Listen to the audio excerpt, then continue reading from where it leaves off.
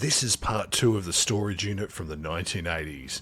Now it's time to clean up the main unit, and it's extremely dirty. There's over 30 years of dust, dirt and grime here, so let's get into some serious cleaning. To start with, I'm using disinfecting wipes, and then I'm going over the tough stains with isopropyl alcohol. You'll also see I'm using magic eraser in some places to fix those hard to get to scratches.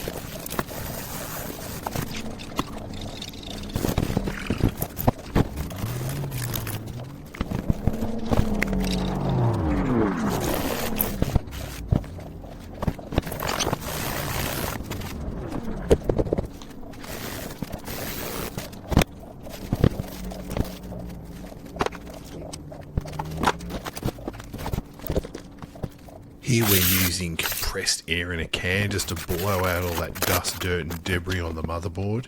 We'll get to deep cleaning that motherboard in a later video.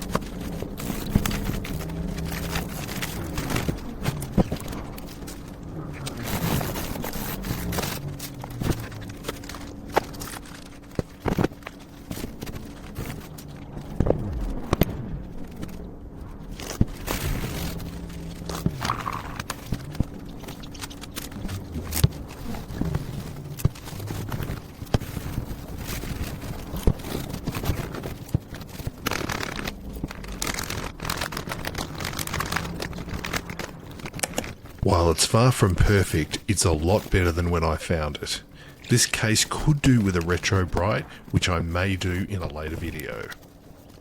In this next part of the series, I'll be cleaning up the monitor, the disk drives and the accessories. Then we'll get into the unit itself, cleaning inside and having a really good look at those cards. I'll see you in the next video.